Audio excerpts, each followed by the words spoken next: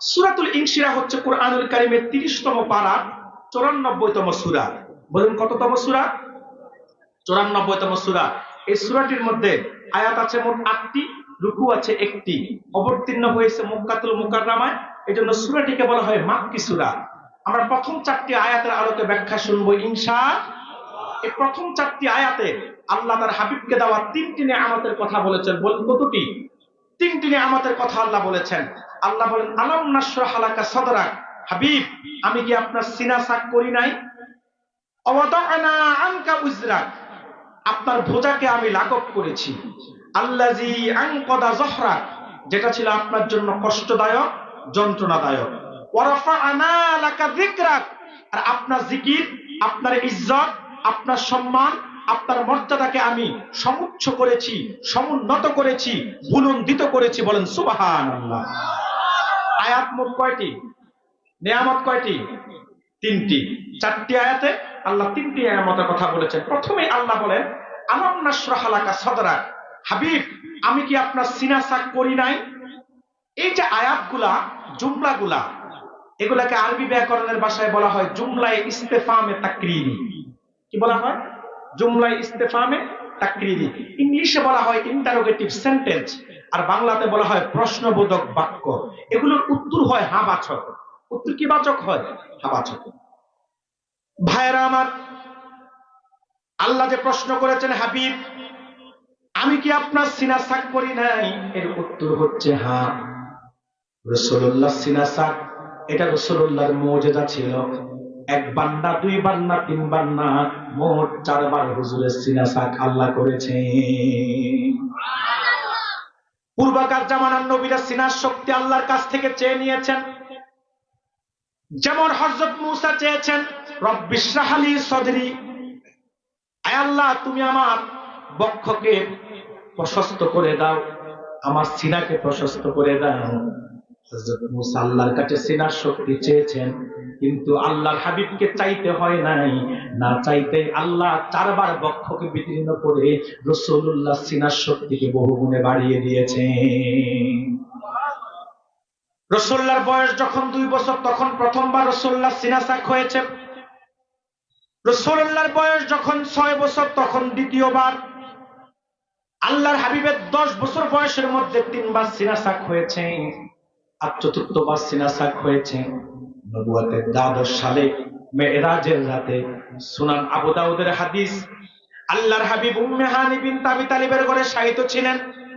রাসূলুল্লাহর সামনে, রাসূলুল্লাহর 2 পাশে হযরতে বেলাল, আমিরে হামজা, জাফর সাদেক সাহাবীরা পাশে ছিলেন, রাসূলুল্লাহর পাশে বাকি সাহাবীরা ছিলেন।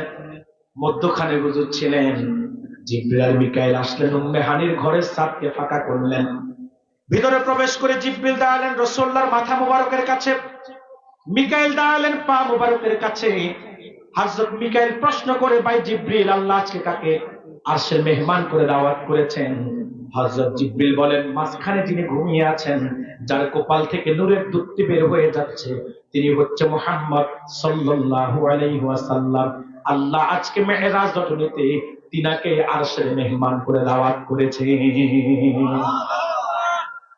ভাইরা আমার, রাসূলুল্লাহকে সেখান থেকে নিয়ে গেল হাতিমে কাবায়, শাক্কে সদর।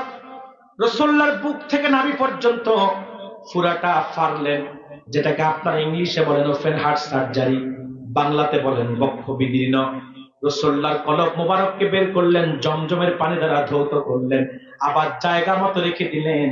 এই যে সিনা সাক, সে কথাই আল্লাহ বলেছেন আলাম নাশরাহ লাকা সাদরাক, হাবিব আমি কি আপনার সিনা সাক করি নাই? উত্তর হচ্ছে হ্যাঁ। এরপর আল্লাহ বলেন ওয়াদা'না আনকা উজরাক, আপনার বোঝাকে আমি লাঘব করেছি। আল্লাযী আনকাদা যহরাক, যেটা ছিল আপনার জন্য কষ্টদায়ক, যন্ত্রণাদায়ক। এখন প্রশ্ন হলো এই বোঝা কোন বোঝা? প্রশ্ন আসে না? মনে রাখবেন আমার দেশে একটা পথভ্রষ্ট দল আছে, আহলে হাদিস।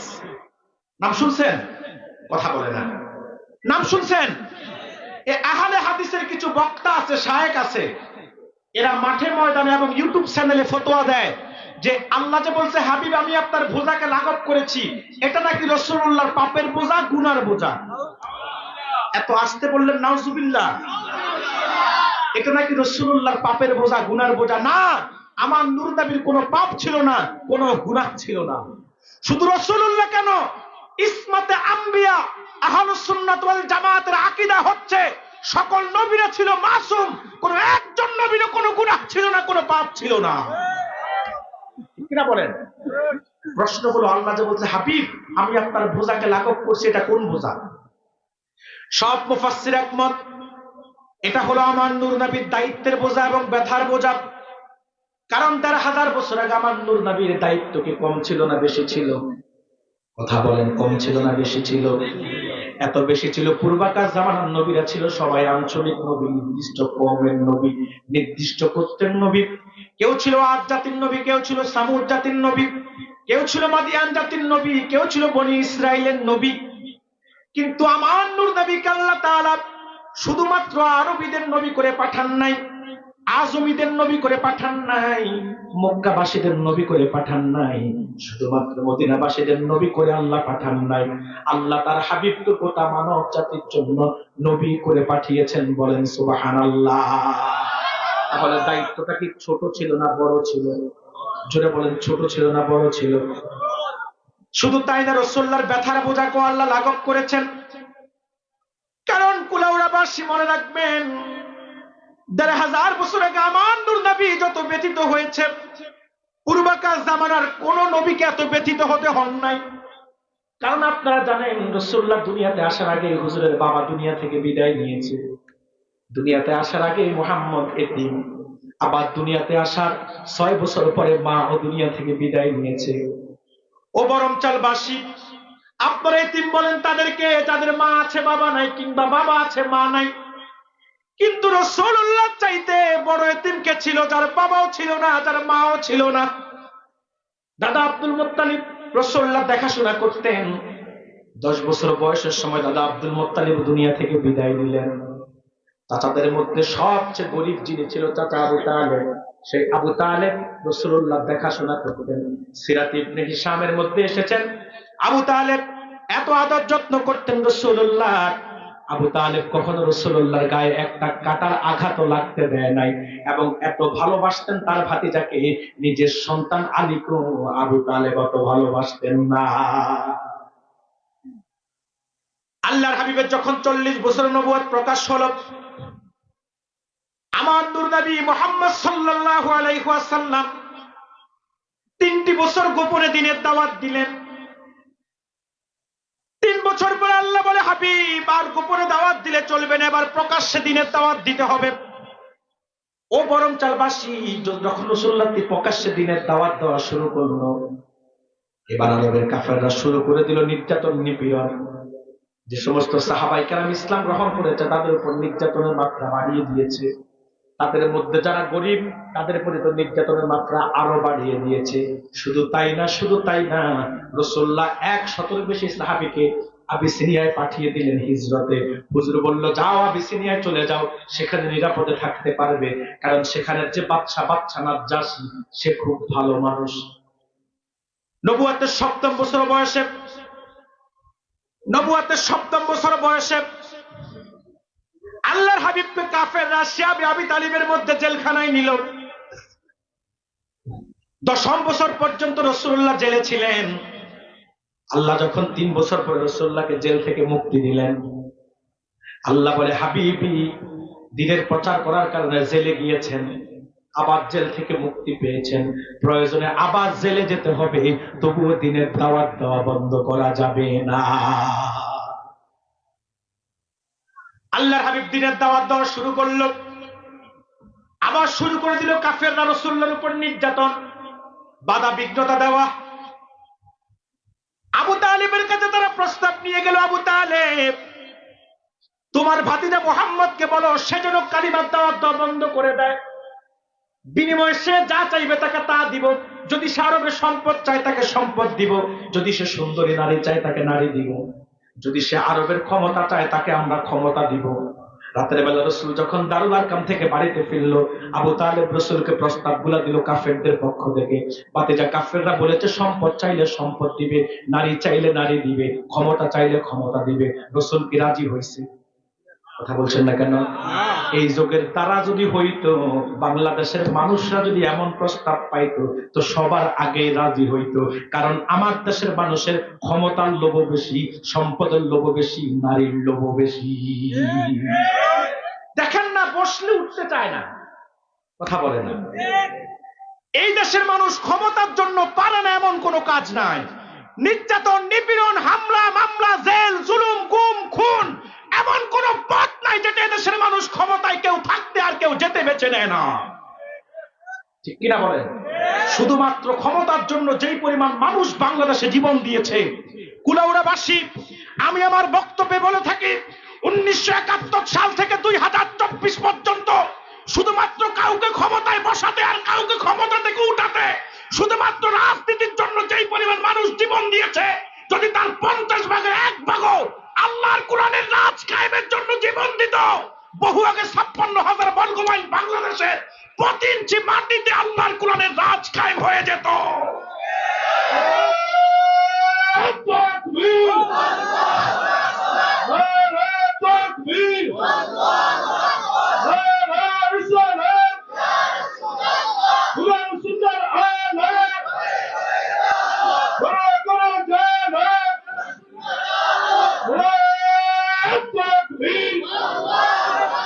কিন্তু আমাদের দুর্ভাগ্য, আমরা এখনো সব কিছুর ঊর্ধ্বে দিনকে প্রাধান্য দিতে পারি না। ঠিক কিনা বলেন? এই জন্য আমরা এখনো অধিকার থেকে বঞ্চিত হই, এজন্য এখনো আমরা নির্যাতিত হই, নিপীড়িত হই, লাঞ্ছিত হই, বঞ্চিত হই। খেলাফত ব্যবস্থার ঝান্ডাকে আমরা আঁকড়িয়ে ধরতে পারি নাই। এজন্য স্বাধীন একটি বাংলাদেশকে এখনো ভারতের মতো একটি দেশ আমাদেরকে হুমকি দেয়, ধমকি দেয়। কেন? আমরা কি ভারতের কাছে ভাড়া দিয়ে আছি নাকি? ঠিক কিনা বলেন? আমার দেশ নিয়ে এখনো ভারত কথা মাতামাতি করে কি করে না? কেন? আমরা কি আমার দেশকে ভারতের কাছে ইজারা দিছি নাকি? কথা বলেন। বলবেন হুজুর, বাংলাদেশের স্বাধীনতায় ভারত সহযোগিতা করেছে। ভারত তার স্বার্থে সহযোগিতা করেছে। বাংলাদেশের স্বার্থে ভারত বাংলাদেশকে সহযোগিতা করে নাই। ভারত সহযোগিতা করেছে তার নিজের স্বার্থে। মনে রাখবেন বাংলার মানুষ, কান খুলে শুনে রাখেন, বাংলাদেশের যদি কোনো শত্রু দেশ থাকে, একটা হচ্ছে আমেরিকা আর একটা হচ্ছে ভারত। আমেরিকার ভারত দুইটার একটাও কখনো বাংলাদেশের ভালো চায় না, নিজেদের স্বার্থ ছাড়া। কথা বলেন। ঠিকটাও তো ঠিক মতো বললেন না। তবে ভারতের আগ্রাসন থেকে আমরা মুক্তি হয়েছি। ঠিক কিনা বলেন? আশা করি যদি শুভ বুদ্ধির উদয় হয়, আগামী দিন কেউ ভারতের পা চাটবে না। ঠিক কিনা বলেন? বাকি আছে শুধু মার্কিন আগ্রাসন থেকে মুক্ত হওয়া। তবে একটা বিপ্লব অভ্যুত্থান গিয়েছে, প্রয়োজনে আরেকবার বিপ্লব আর অভ্যুত্থান হবে। তারপরও মার্কিন আগ্রাসন থেকে শাহজালালের বাংলাদেশকে আমরা মুক্ত করতে হবে। সেটার জন্য কি আমরা রাজি আছি? কারা কারা দুটো হাত তুলে আল্লাহকে দেখায়া দেন।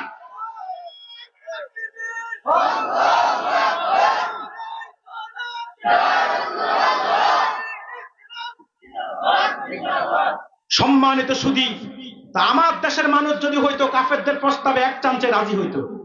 ঠিক কিনা বলেন? কারণ এদের কাছে সবচেয়ে বেশি দামি কি? ক্ষমতা।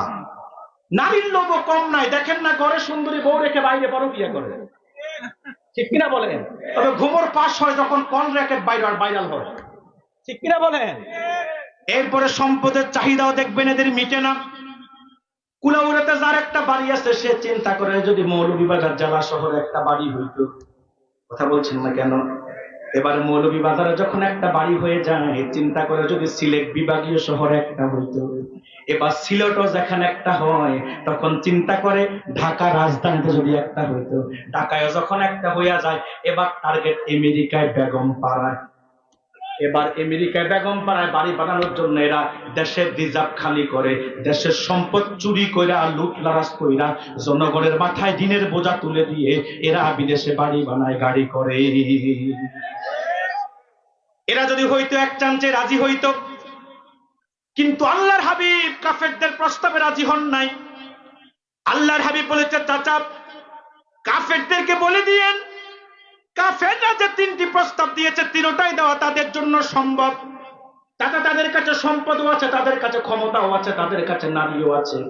চাচা কাফেরদেরকে বলে দিন যদি তারা অসম্ভব কিছু আমাকে দেয়, লাউ ওয়াদাতা শামসা আলা ইয়ামিনি ওয়াল কামারা আলা ইয়াসারি, চাচা কাফেরদেরকে বলে দিন তারা যদি আকাশের সূর্যটা আমার ডান হাতে তুলে দেয় আর পূর্ণিমার চাঁদটা আমার বাম হাতে তুলে দেয়, তারপরও আমি মুহাম্মদ এক মুহূর্তের জন্য কালিমার দাওয়াত দেওয়া বন্ধ করব না। আবু তালেব এবার রাসূলুল্লাহকে অভয় দিল। আবু তালেব বলে, ভাতিজা, যেহেতু তোমার এত ইস্তেকামাত, আজ থেকে আমি তোমার সাথে আছি। যদিও আমি তোমার দিনকে গ্রহণ করি নাই, তবে আমি থাকতে তোমার কেউ কোনো ক্ষতি করতে পারবে না। কিন্তু ভাগ্যের কি নির্মম পরিহাস, 6 মাস যেতে না যেতে চাচা আবু তালেব দুনিয়া থেকে বিদায় নিলেন। রাসূলুল্লাহ মনটা ব্যথিত হয়ে গেল আরো বেশি, এবার চাচাকে হারিয়ে। খাদিজাতুল কুবরা পাশে দাঁড়িয়ে গেল, বলল, প্রাণের স্বামী, আমি আপনার পাশে আছি। আরবের কাফেররা আমাকে খুব সম্মান করে, ভয় পায়, কারণ আমি ধনাঢ্য ব্যবসায়ী। স্বামীর দিক থেকেও, পূর্বের স্বামীর দিক থেকেও খাদিজা ধনী ছিলেন, প্রত্যেক দিক থেকেও খাদিজা ধনী ছিলেন, ধনাঢ্য ব্যবসায়ী ছিলেন তিনি, এই জন্য তাকে খুব ভয় পাইতো, সম্মানও করত আরবের কাফেররা। খাদিজাতুল কুবরা বলল, প্রাণের স্বামী, আমি আপনার পাশে আছি, আমি থাকতে কেউ আপনার কোনো ক্ষতি করতে পারবে না। ভাইয়েরা আমার, কিন্তু ভাগ্যের কি নির্মম পরিহাস, 2 মাস যেতে না যেতে এবার খাদিজাও দুনিয়া থেকে বিদায় নিল। একটি পাখির 2টি ডানা ভেঙে গেলে পাখিটা যেমন মাটির মধ্যে ঝাপটায় উঠতে পারে না, একদিকে চাচার বিদায়, আরেকদিকে খাদিজার বিদায়, আমার নূর নবীর কলিজাটা খান খান হয়ে গেল। কিন্তু আল্লাহ বলে, হাবিব, মন ঘাবড়ালে চলবে না, এবার আপনাকে দিনের দাওয়াত নিয়ে যেতে হবে তায়েফের ময়দানে। হাদিস সাক্ষী, আল্লাহর হাবিব মনে মনে একটু স্বাচ্ছন্দ্য বোধ করলেন যে তায়েফ তো আমার নানার বাড়ির অঞ্চল, মায়ের আত্মীয় স্বজনরা সেখানে আছে, তারা হয়তো আমার সাথে ভালো ব্যবহার করবে। কিন্তু না, ইমাম নববী রিয়াদুস সালিহিনের মধ্যে লেখেন, যায়েদ ইবনুল হারেসা বলেন, আমি ছিলাম রাসূলের সঙ্গে তায়েফের সঙ্গী। আল্লাহর হাবিব যখন তায়েফের ময়দানে গেল, তায়েফবাসীরা রাসূলুল্লাহকে না চিনতে পেরে পাগল বলে বৃষ্টির মতো পাথর নিক্ষেপ করেছে। বলেন নাউজুবিল্লাহ। যায়েদ ইবনুল হারেসা বলেন, ডান দিক থেকে যখন পাথর আসে আমি ডান দিকে দাঁড়িয়ে যাই, যাতে রাসূলুল্লাহর নূরের জিসিমের মধ্যে পাথরের আঘাত না লাগে। বাম দিক থেকে যখন পাথর আসে আমি বাম দিকে দাঁড়িয়ে যাই, যেন রাসূলুল্লাহর নূরের জিসিমের মধ্যে পাথরের আঘাত না লাগে। সামনের দিক থেকে যখন পাথর আসে আমি সামনে দাঁড়িয়ে যাই, যেন রাসূলুল্লাহর নূরের জিসিমের মধ্যে পাথরের আঘাত না লাগে। আঘাতের পর আঘাতের এক সময় আমি বেহুশ হয়ে জমিনে লুটিয়ে পড়লাম। আমার যখন হুঁশ ফিরল, আমি দেখলাম নূর নবী নূরের জিসিম থেকে টপ টপ করে রক্ত ঝরছে। রক্তের কারণে রাসূলুল্লাহর কাঠের খড়মগুলা পায়ের সাথে আটকে গেছে। হযরত জিবরিল এসে বলে, ইয়া রাসূলুল্লাহ, ইয়া হাবিবাল্লাহ, হুজুর একবার শুধু বদদুয়া করেন, গোটা তায়েফের ময়দানটা আমি উল্টায়া দিই। আল্লাহর হাবিব বলল, রে জিবরিল, না, তায়েফবাসীরা আমাকে চিনতে পারে নাই, এজন্য আমাকে বৃষ্টির মতো পাথর নিক্ষেপ করেছে। যদি তুমি জমিন উল্টিয়ে দাও, আগামী কাল থেকে আমি মুহাম্মদ কাদের কাছে কালিমার দাওয়াত দিব। কত ব্যথা, কত জ্বালা সয়েছ যে তুমি, তোমারই খুনে লাল তায়েফের ভূমি। ফেরেশতা আসিয়া চাহে শাস্তির হুকুম, লৌহ মাখা মুহাম্মদ প্রাণেতে হাসেরা। হে আল্লাহ, দয়া করো এ তায়েফবাসী, তারা তো চিনেনি আমি যে মুহাম্মদ, হৃদয়ে মুহাম্মদ। ভাইয়েরা আমার, এবার আল্লাহর হাবিব তায়েফ থেকে ফিরে আসলেন মক্কায়।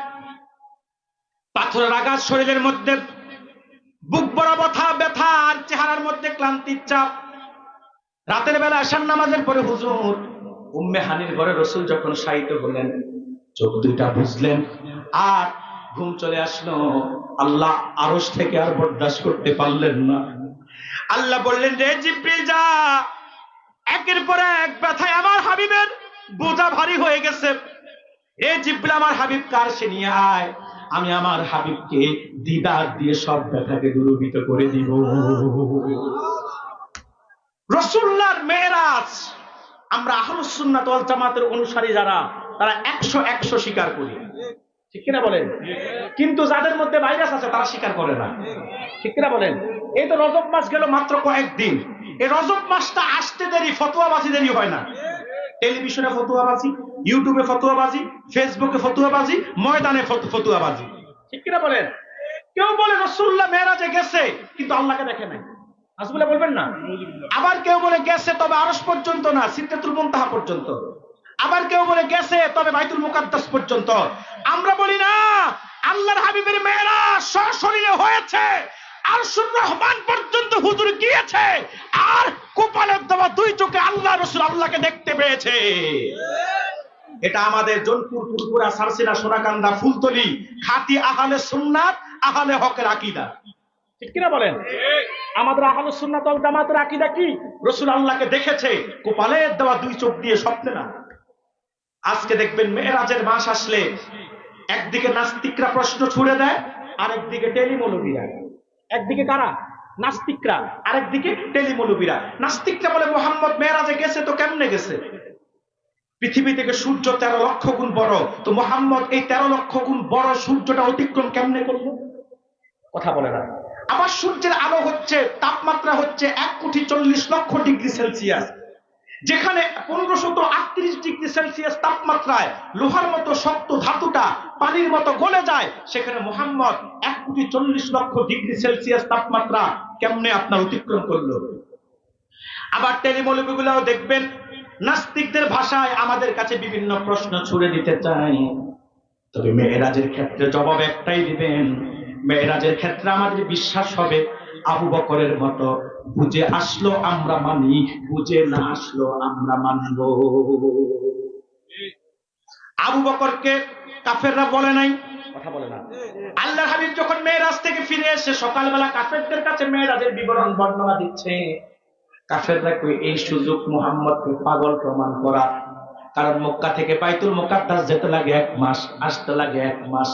মুহাম্মদ কেমনে রাতের এক অংশে গেছে, বাকিটা না হয় বাদ দিলাম, বাইতুল মুকাদ্দাসে তো যাওয়া সম্ভব না।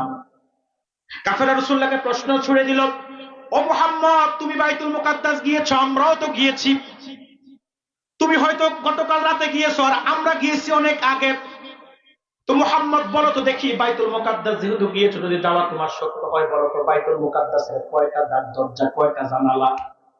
আচ্ছা বলেন তো, রাসূল কি দরজা জানালা গুনতে গেছে? আমার রাসূল বলে এমন বিপদে আমি জীবনেও পড়ি নাই।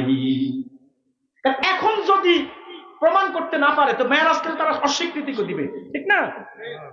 আল্লাহ রাব্বুল আলামিন সব দেখে কি দেখে না? কথা বলে না। আল্লাহ বলে জিবরিল, কাফেররা আমার হাবিবকে কথার পেঁচে আটকে দিয়েছে। আচ্ছা বলেন তো, এই যে আপনারা এখানে হাজারো জনতায় মাঠে বসে আছেন, কালকে যদি ব্রাহ্মণবাজার চায়ের স্টলে বসে যদি বলেন কুমিল্লা থেকে হুজুর এসেছে, হুজুরের আলোচনা আমি শুনেছি, যেমন লাগছে আপনার তেমনটা বললেন না হয়, এবার পাশে একজন বলল না আপনি যান নাই মাহফিলে, আপনি বলেন না আমি গেছি, সে বলে না আপনি যান নাই। এখন সে বলে যদি তুমি যাইয়া থাকো তো বলো ফ্যান্ডেলে বাঁশ ছিল কয়টা? কথা বলে না। যদি তুমি যাইয়াই থাকো তো বলো ফ্যান্ডেলে বাঁশ ছিল কয়টা? আচ্ছা আপনি কোয়াজ শুনতে আসছেন না বাঁশ গুনতে? বাঁশ গুনছেন নি আপনি? কেউই তো গণেন নাই। তো আল্লাহ রাসূলকে বলতো তুমি তো এই তো বাইতুল মুকাদ্দাস গেছো, তো দরজা কয়টা, জানালা কয়টা বলো। রাসূল বলে এমন বিপদে আমি জীবনও পড়ি নাই। আল্লাহ বলে জিবরিল যা আমার হাবিবের সামনে বাইতুল মুকাদ্দাসটাকে তুলে ধর। সম্ভব কি সম্ভব না? আজকের যুগে যদি আমেরিকা থেকে যদি আপনার ভিডিও কলে যদি বাংলাদেশে থেকে দেখা যায়, কথা বলছেন না কেন? তার মানে আল্লাহ 1000 বছর আগেও দেখাইতে সেটা পারছে কি পারে নাই? আল্লাহর হাবিব দেখে দেখে বলে দিয়েছে কাফেররা এই তো এতটা দরজা, এতটা জানালা, তারপরেও তারা মানে না। আবু জাহিল তো খুশি হয়ে গেছে, আজকে আবু বকরের প্রমাণ করামু, বিশ্বাস করামু মুহাম্মদ সত্যি পাগল। এবার আবু বকরের যায় কো আবু বকর মুহাম্মদ যে পাগল হয়েছে, আজকে তুমি বিশ্বাস না করে পারবা না। বলে আবার নতুন করে কি হইল? এমনি এমনি মুহাম্মদ তো গতকাল নাকি বাইতুল মুকাদ্দাস গেছে, আবার রাতের মধ্যে নাকি ফিরেও আসছে। আবু বকর কো আবু জাহেল রে তুমি কার কাছে শুনলা? বলে মুহাম্মদ বলেছে। আমার নবী কি নিজের মুখে বলেছে কিনা? বলে হ্যাঁ মুহাম্মদ নিজের মুখে বলেছে। আবু বকর বলে আমার রাসূল যদি নিজের মুখে বলে আমি নিঃসন্দেহে বিশ্বাস করি আমার রাসূল যা বলেছে সত্য বলেছে। আবু জাহেল আবু বকর তোমার কেমনে বুঝে আসলো, আমার তো বুঝে আসে না। আবু বকর বলেন, আবু জাহেল মুহাম্মদ এর চাইতে দূরের বিষয় আমাকে বলেছে। মুহাম্মদ বলেছে আল্লাহ আছে, কিন্তু আমি তো দেখি না, আমি তো বিশ্বাস করছি। তিনি বলছে জান্নাত আছে, জাহান্নাম আছে, তিনি বলেছে আখিরাত আছে। তিনি যা যা বলছে আমি তো কোনোটাই দেখি না, আমি তো বিশ্বাস করছি। এত দূরেরটা যেহেতু বিশ্বাস করছি, কাছেরটাও আমি বিশ্বাস করি। এই জন্য মেরাজের ক্ষেত্রে আমাদের ঈমানও হবে আবু বকরের মতো। অনেক কিছুই আপনার বিবেকে কাজ করবে না, বুঝে আসবে না স্বাভাবিক জ্ঞানে। নাস্তিকরাও যদি আপনাকে প্রশ্ন ছুড়ে দেয়, নাস্তিকদেরকেও জবাব দিবেন আমাদের ঈমান মেরাজের ক্ষেত্রে আবু বকরের মতো।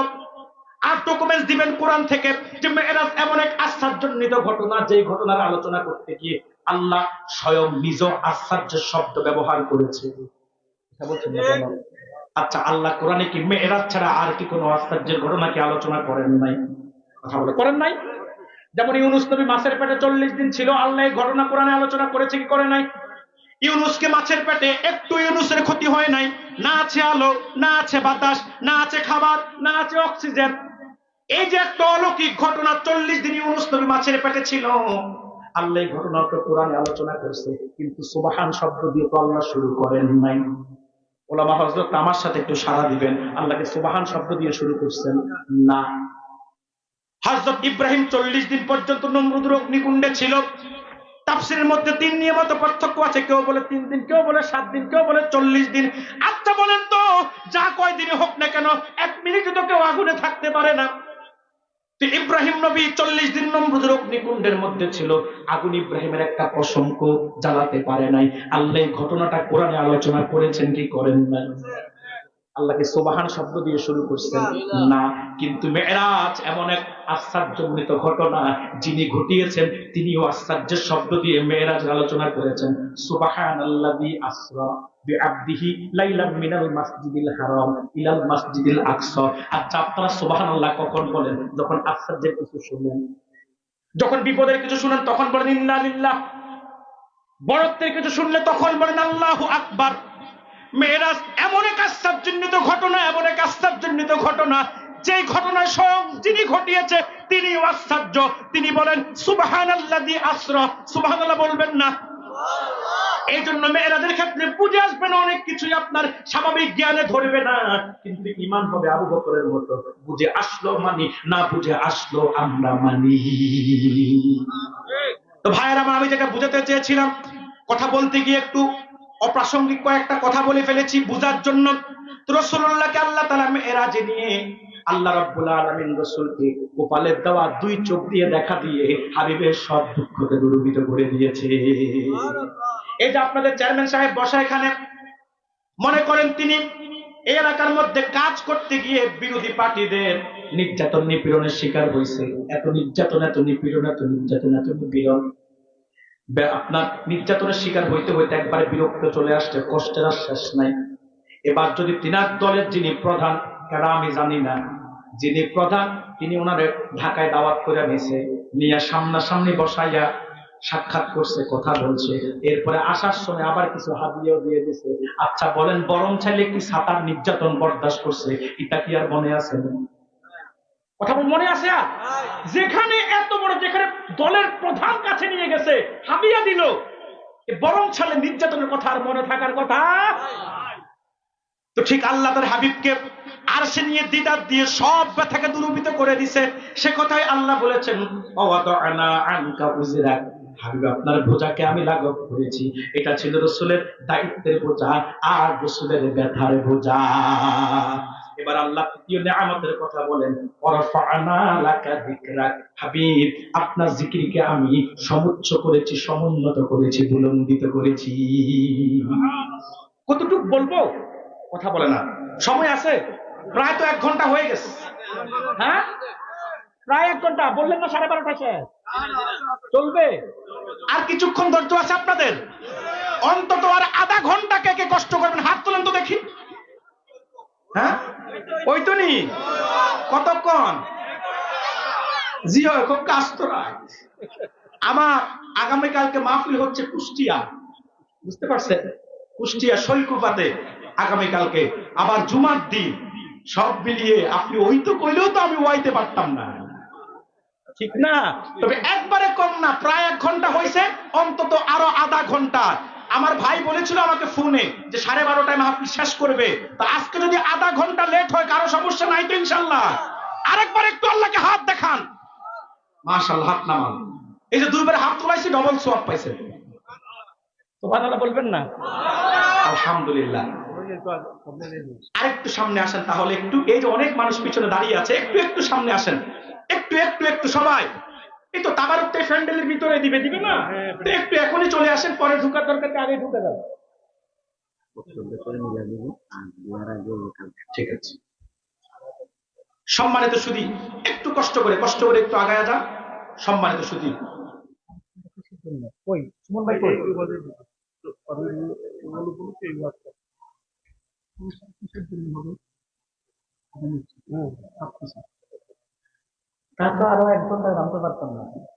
সম্মানিত ভাইয়েরা আমার, আল্লাহ বলে হাবিব ওয়ারফা'না লাকা যিকরাক, আপনার জিকিরকে আমি সমুচ্চ করেছি, সমুন্নত করেছি, ভুলন্ডিত করেছি।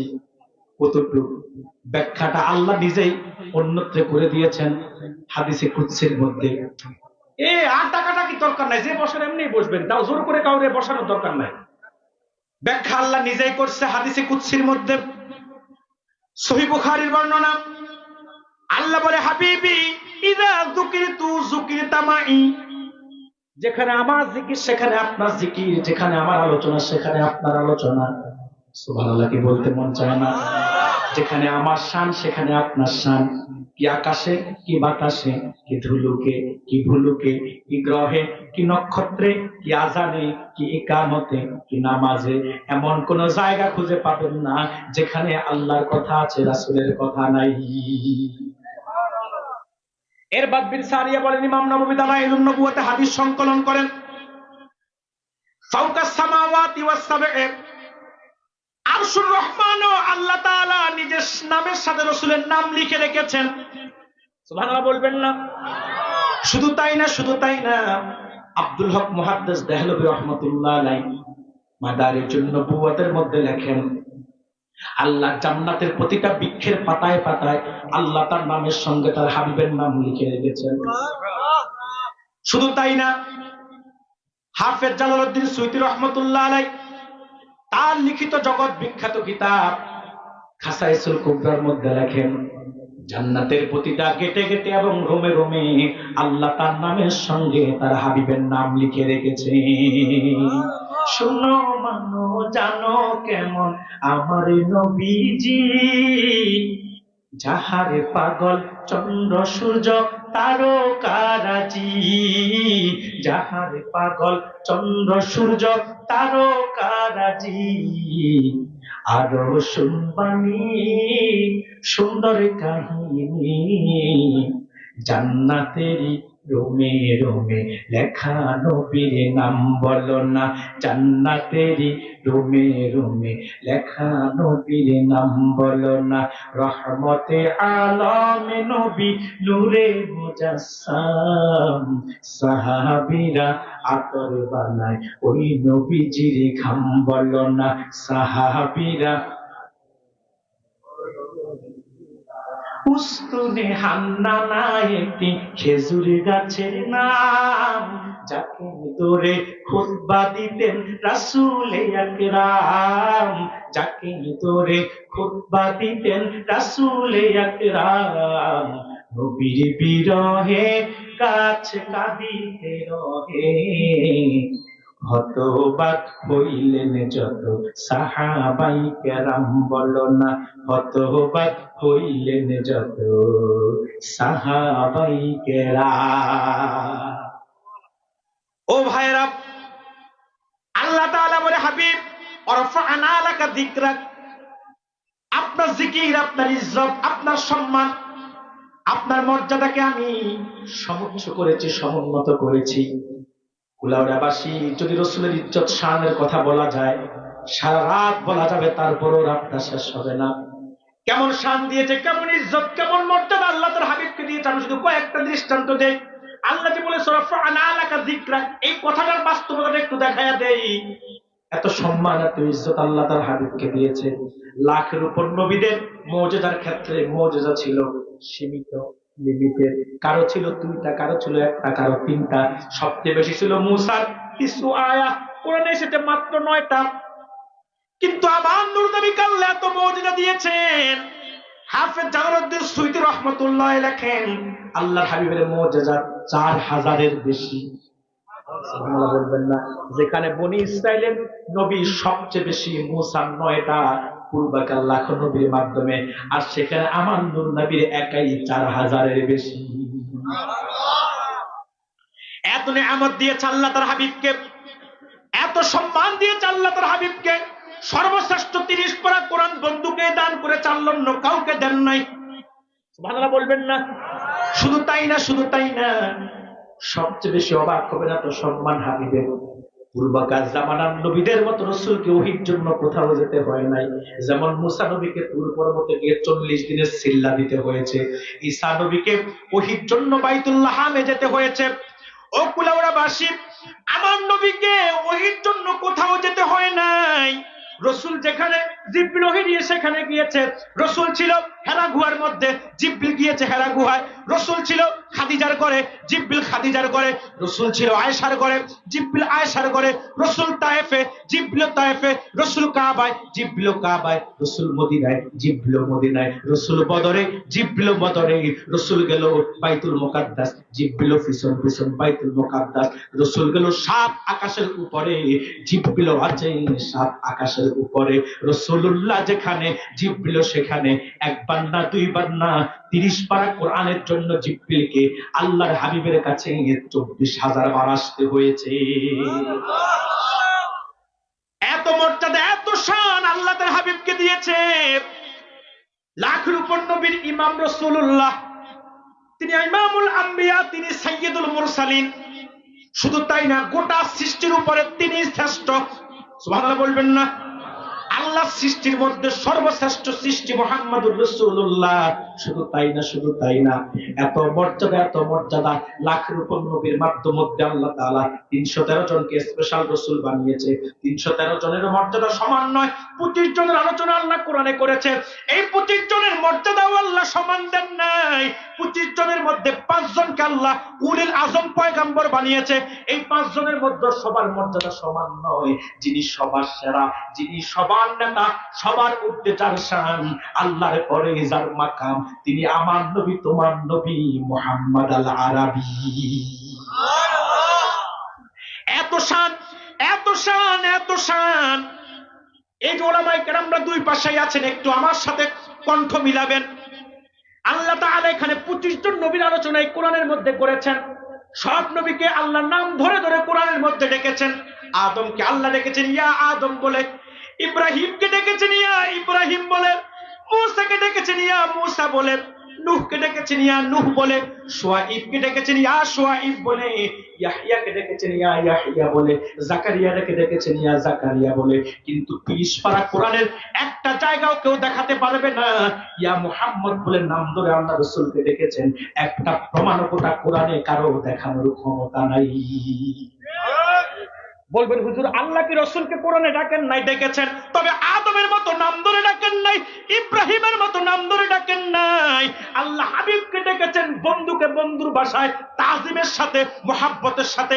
যখনই ডেকেছেন আল্লাহ বলেছেন ইয়া আইয়ুহান নবী, নতুবা বলেছেন ইয়া আইয়ুহার রাসূল, নতুবা বলেছেন ইয়াসিন, তার মানে ইয়া সাইয়্যিদাল বাশার, এ মানব জাতির নেতা। আবার ডেকেছেন, বলেছেন ইয়া আইয়ুহাল মুজাম্মিল কুমিল লাইলা ইল্লা কলিলা। আবার ডেকেছেন, বলেছেন ইয়া আইয়ুহাল মুদ্দাসসির কুম ফাআনজির ওয়া রাব্বাকা ফাকাব্বির ওয়া সিয়াবাকা ফাতাহহির। একটু চিৎকার দিয়ে বলেন আল্লাহু আকবার।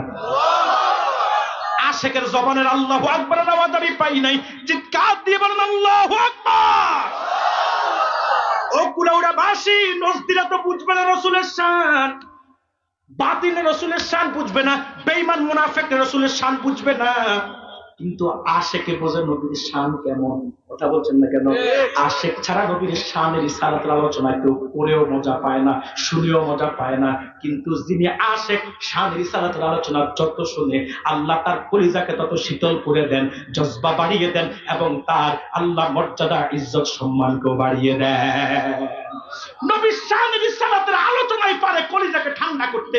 মনে রাখবেন, কারণ এই নবীর শান তো এত বেশি এত বেশি এত বেশি। মনে রাখবেন কুলাউড়াবাসী, এই নবীর শানে স্বয়ং আল্লাহ নিজে দুরূদ পড়ে। শুধু তাই না, এই নবীর জিকির বন্ধ হবে না। আল্লাহ জিকির একদিন বন্ধ হয়ে যাবে, কিয়ামত হয়ে যাবে, সৃষ্টিকুলের সবকিছু শেষ হয়ে যাবে, আল্লাহকে ডাকার মতো কেউ থাকবে না, আল্লাহ জিকির বন্ধ হবে।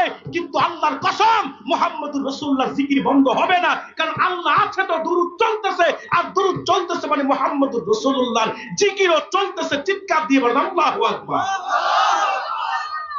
শুধু তাই না, শুধু তাই না, এত শান এত শান। ইব্রাহিমকে আল্লাহ বলেছে খলিলুল্লাহ, কিন্তু রাসূলুল্লাহকে বলেছে হাবিবুল্লাহ।